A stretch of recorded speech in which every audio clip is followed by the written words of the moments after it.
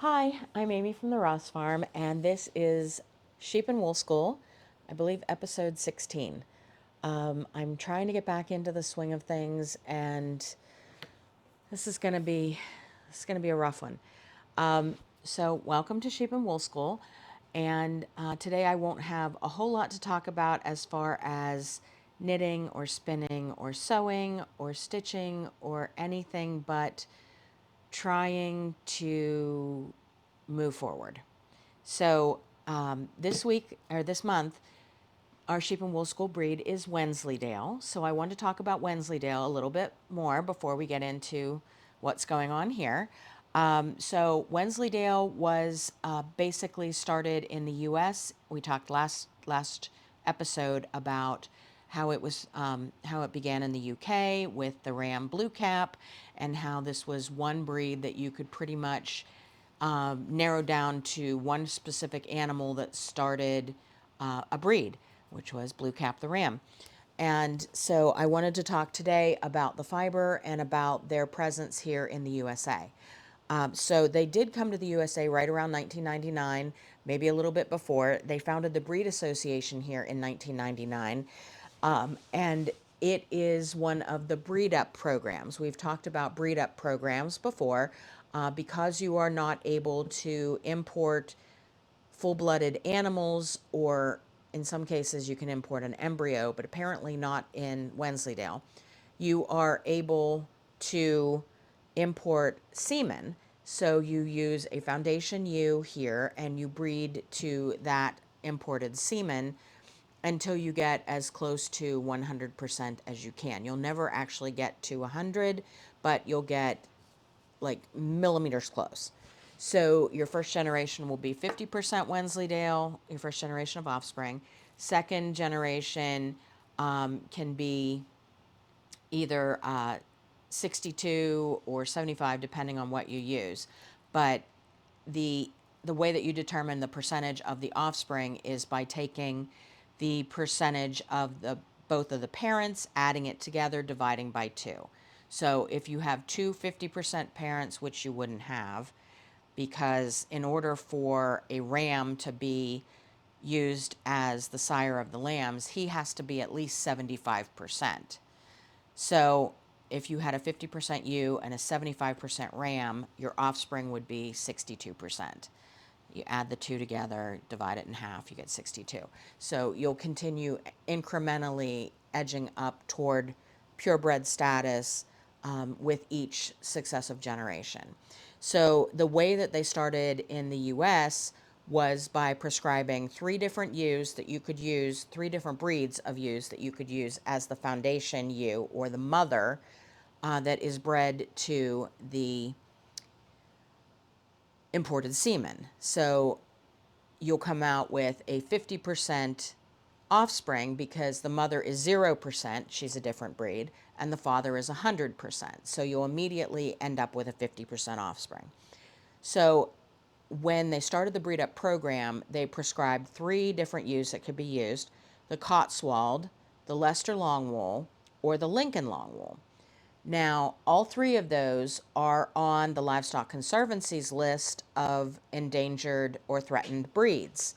So you have to take that into consideration when you are starting an upbreeding program, because that year that you create the 50% Wensleydale is a year that that particular ewe is not creating more of the endangered offspring by having 100% Cotswold, Leicester Longwool, or Lincoln Longwool.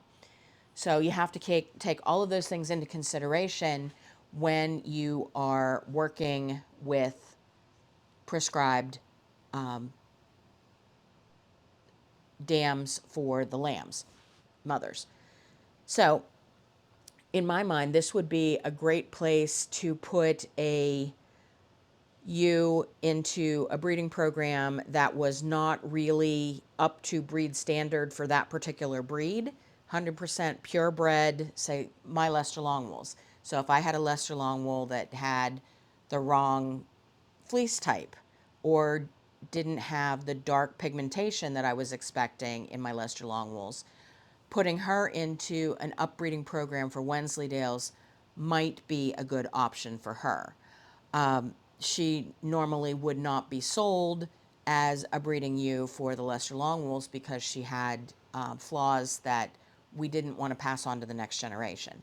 So those flaws against the Leicester Longwool breed standard would not be a problem when you're upbreeding for Wensleydales because you want to have the father's characteristics. So as long as she is structurally sound and a good quality ewe to start with, just not up to breed standard, she would make a great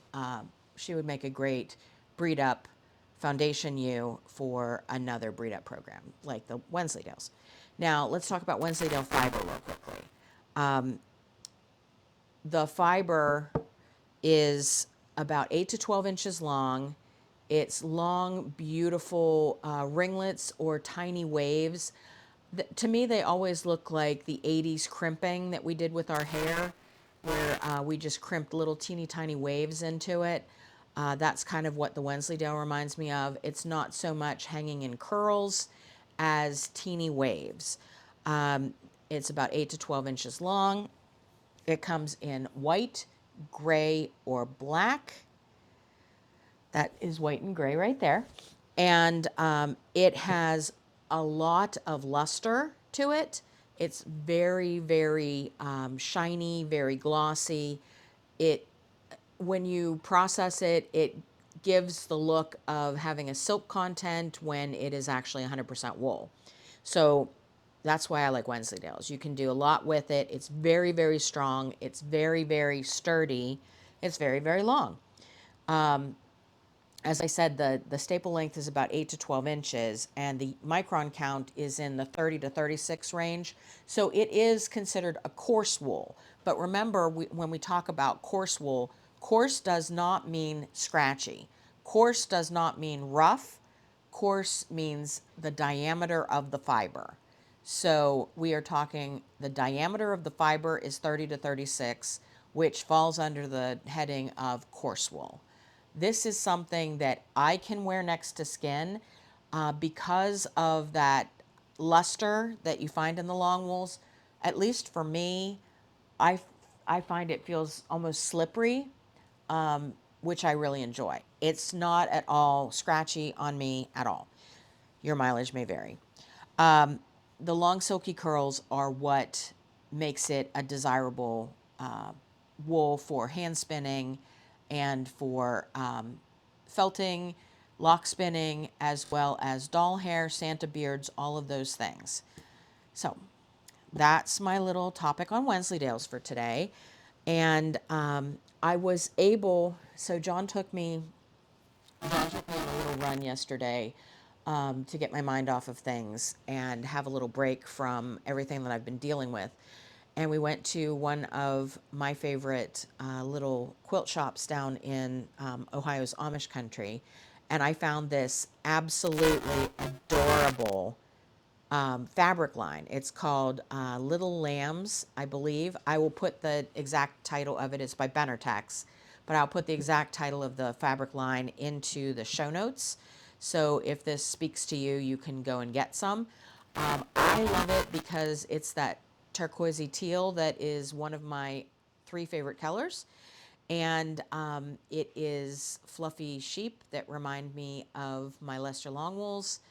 And so it just kind of brought a smile to my face yesterday, and I don't know what I'm going to make with it, but I've been kind of thinking maybe I might make curtains for my studio so that I can look at it all the time, because that's the thing about putting it in a quilt is if you're not going to use the quilt every day, you only see it during whatever period of the year that you feel that quilt corresponds to. So maybe I'd only see it in the spring.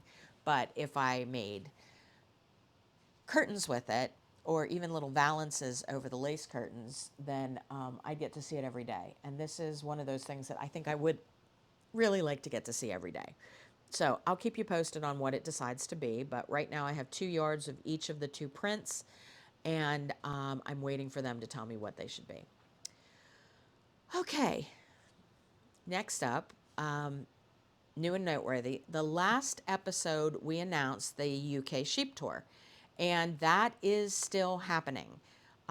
We are planning to go to the UK, to England and Scotland, July 14th through the 24th, to visit sheep farmers, friends of mine, and more sheep, as well as a couple of yarn stores, take a class or two. It's a very, very limited quantity of seats on this particular trip. I'm working on one for 2027 that will probably be a little bit more, a little bit less exclusive, I guess, a little bit more available seat wise. And I am just really excited about that. And right now, that's one of the only things that I have to look forward to. So if you want to go with me to England and Scotland and visit sheep and sheep farmers and shepherds, and oh, we're also planning to go to a big sheep show to watch them compete. And the reason that I chose going to a sheep show is not so much because I want you to see sheep compete, but because at these sheep shows, you will see more breeds in one place than we could see in a month just driving farm to farm.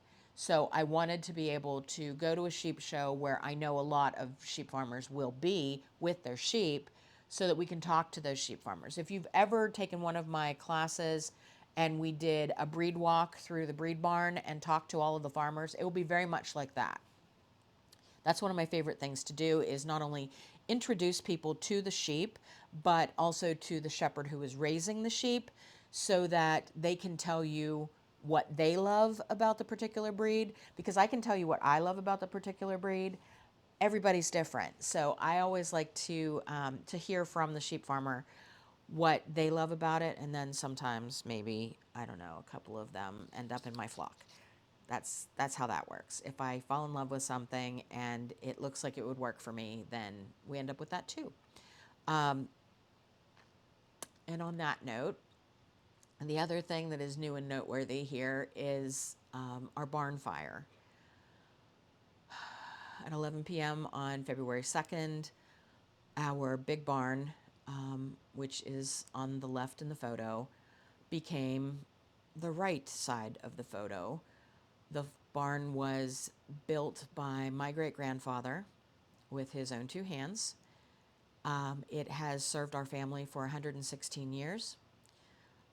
We will probably never know what actually happened to burn the barn down. Basically, we were told it's 116-year-old wood filled with hay, and anything that could have possibly sparked would have done this. There is about a 30-minute window from when everything was perfectly fine to everything was what you see on the right. So it went up extremely fast, extremely hot, and was a total loss. 152 of our ewes were inside the barn, and they were about 2 weeks away from lambing. Actually, today is the day that our lambs would be due.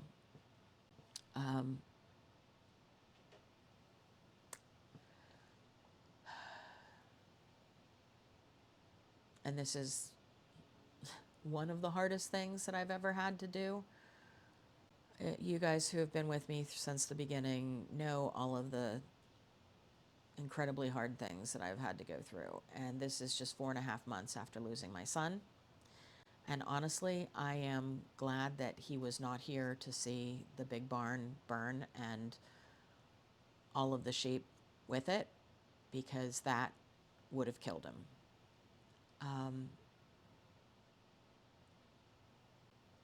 Honestly, it's a wonder it hasn't killed me. I've been raising Cheviot since 1991.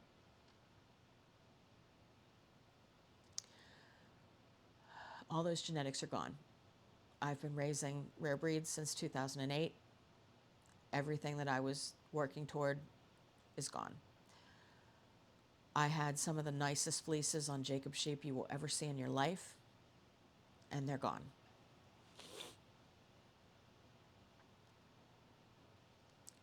Scooter Shetland girls are gone. Melinda's Cali girls are gone. The only thing we have left is my miniature donkeys, thank God, and our rams. So 50% of the genetics that I select for are still here. I, for the first time in my life, only have 12 sheep. It's weird. That is what is left of the barn.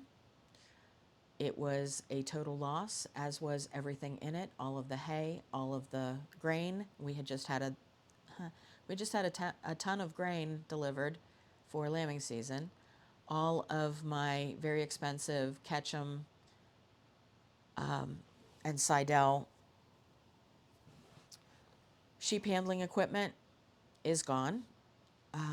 If you've watched Melinda's videos, she was training the girls to use the chute system so that they would be easier to handle when we needed to do vaccines or do their hooves or work with them in any way. So the chute system was all set up, and we lost it too. We lost every bucket. We lost all of our screw guns.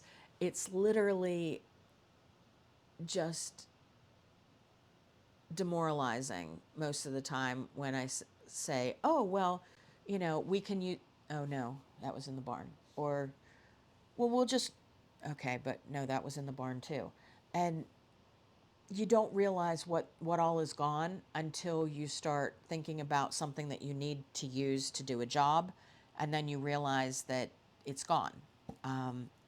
We didn't realize until after they were cleaning up that apparently every screw gun we own was in that barn because we couldn't find a screwdriver anywhere.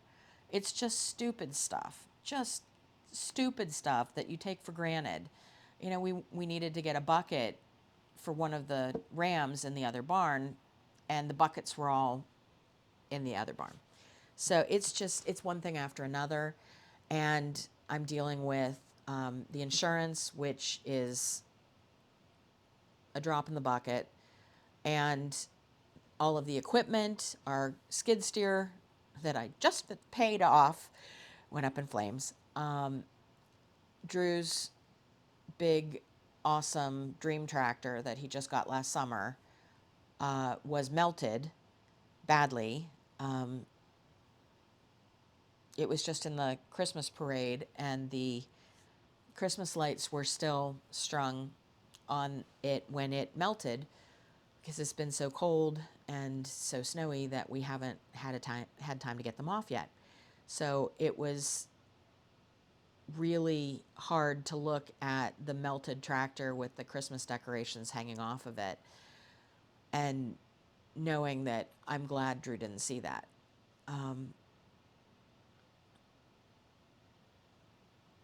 It's just a lot. And now I'm trying to rebuild everything and repurchase everything and acquire all of the breeds that we had and maybe a few breeds we didn't have. Just trying to get back up and running and deal with the depression that comes from knowing that the lambs that we were so excited about are not coming. Waking up and realizing it was, my watch dinged and told me that it was the due date for all of the lambs. That was hard. But we're going to get through this, and we're going to rebuild, because that's who we are and that's what we do. I'm a Ross, and Rosses are made of tougher stuff. That's what my mother always told me. And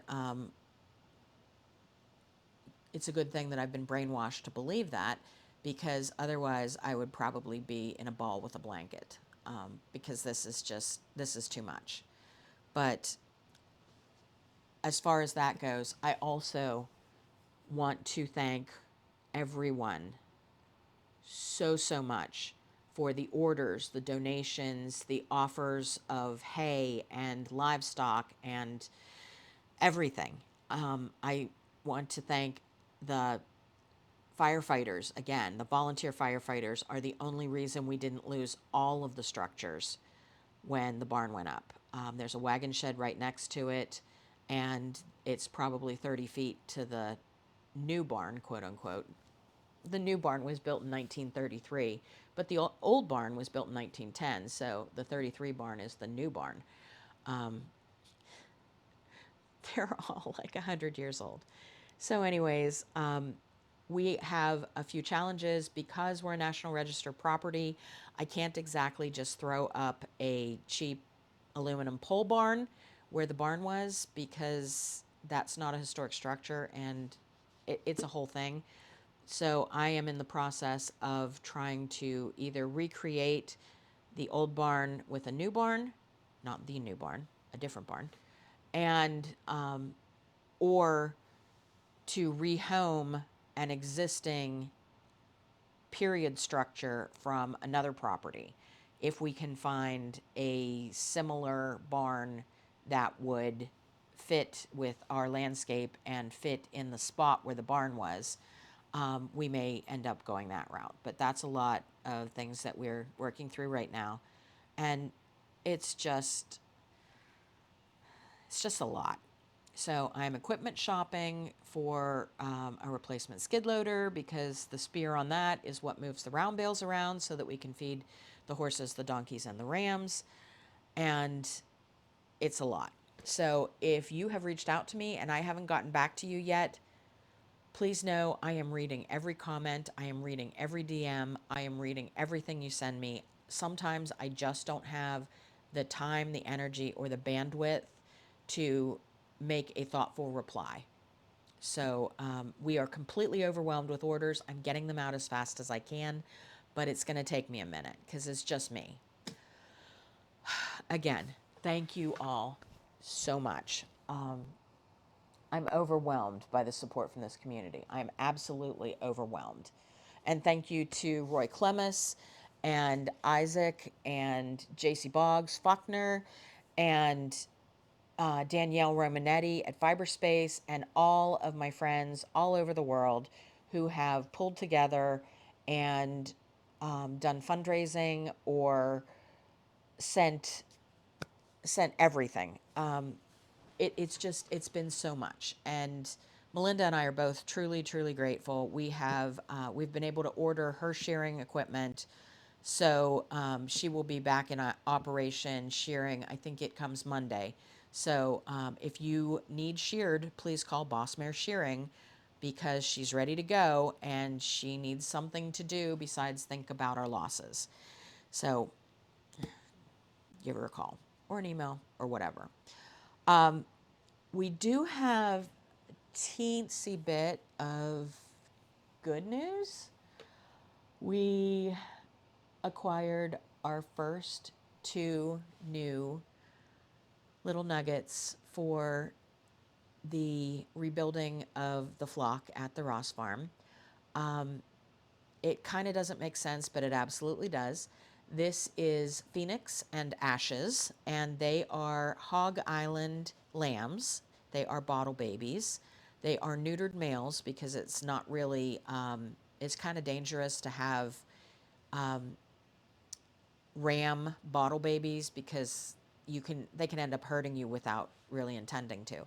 So they are neutered, and these two little nuggets will be on the road with Melinda and I as we fulfill Drew's promise to talk about sheep and wool at historic properties throughout 2026. So you will be able to see Melinda and I spinning, shearing, talking about sheep and wool in the period of the Whiskey Rebellion, mainly at several local historic sites in 2026, and also at the Running of the Wolves, which I'm really excited about. It will be May 9th in downtown Washington, Pennsylvania. It was Drew's favorite thing, and we will continue to do it. And I'm really, really, really proud that a kid that he had mentored for a couple of years, Austin, has offered his flock of sheep that Drew helped him to get started as our competitors for the Running of the Wolves. So that's really, really cool. And Honestly, it's just two little lambs, but they are putting smiles on our faces and making us laugh like nothing else could. So you'll have to meet Phoenix and Ashes when we're on down the road. But that's our big news. That's our big news for this week, the last 2 weeks. It's been a lot, but that they're our little light at the end of the tunnel, and I'm just so grateful for them. I'm just so grateful for them. Watching their little tails wag and watching them drink bottles is just, there's nothing else like it. So it gives us hope, you know? So in season, the only thing in season right now for me is the Lenten seafood dinners at the local Catholic church here in Hudson, St. Mary's. If you are anywhere in Ohio, I highly recommend St. Mary's. The thing I like about this particular Lenten supper is they don't just have a fish fry, they actually have a lemon pepper fish platter with red skin potatoes and broccoli. They have baked crab cakes with roasted potatoes and broccoli, and they also have fried shrimp and pierogies. And the pierogies are pierogi lady pierogies. And if you're from Northeast Ohio and you haven't had pierogi lady pierogies, get you some. So that's what we're doing in season. And I have been working really hard to get ready for our upcoming shows because we have Carolina Fiber Fest here in just about 4 weeks. And well, frankly, I'm a little freaked out right now because every time I get something ready to take to the show and I put the inventory up on the website, it sells out. So we have Carolina Fiber Fest, Nash Yarn Fest. Shout out to the ladies at Nash Yarn Fest for the support as well, and Maryland Sheep and Wool. And I'm not sure we're going to have anything. The one good thing I will say is a couple of the mills that we work with have offered to get our stuff done relatively quickly so that we can get it back in stock and have something to take out on the road. Because so this is how it works. All of my 2025 fleeces are at the mill right now. I won't have any 2026 fleeces because of the fire, unless the sheep that we acquire to repopulate the flock end up coming in full fleece. That's the only way that'll work. So the 2025 fleeces are coming back just about now, and then 2026 would be going out in about a month. It usually takes somewhere between 6 and 12 months for yarn to be made from my raw fleeces, sometimes 18 months. And before Stonehenge closed, I think they were at 22. But it takes a while to have that made. So the the trauma from right now, it will not hit the yarn business hard until next year. So we have 2025 out being spun right now. We will have more yarn and fiber in stock for the spring and fall shows of 2026. But then for spring of 2027, we're going to have to figure that one out. And I've actually had several of our friends reach out and offer their spring clip for us to have product going forward. So we're going to probably end up taking them up on that. And that will get the yarn business through another year. But like I said, everything here right now is just completely up in the air. And you don't really understand how much it's affected until you get to that point and you're like, oh, yeah, this too. I hadn't even thought about the yarn business because I was so focused on all of the sheep that we lost. And then I realized that we lost all those fleeces too. So it's going to hit the yarn business in the future as well. So it's a lot. But we will see you at Carolina, we will see you in Nashville, and we will see you at the Howard County Fairgrounds over the next 3 months. And then I don't know if I've ever even gotten to announce this because things went so haywire, but I will be teaching and judging the fleece show at Black Sheep Gathering in June. So I will be in Oregon again in June, doing that. And oh, I totally forgot to tell you guys, the subscription box is getting ready to launch. I've had this in the works for quite some time, and I will be publishing that to social media here pretty quick. But our subscription wool box will launch in March, and it will be a different breed each month, and there will be an option for spinners and an option for knitters. So it will come as either roving or washed fleece, or it will come as yarn. So we're really looking forward to that as well. And I haven't told anybody that yet, so you're the first. There's just so much. And that was supposed to launch in January, but when my back went down and then the barn caught fire, it's just gotten shoved to the back. But it's now coming to the front because I have the yarn and the fiber all ready to go for the first box.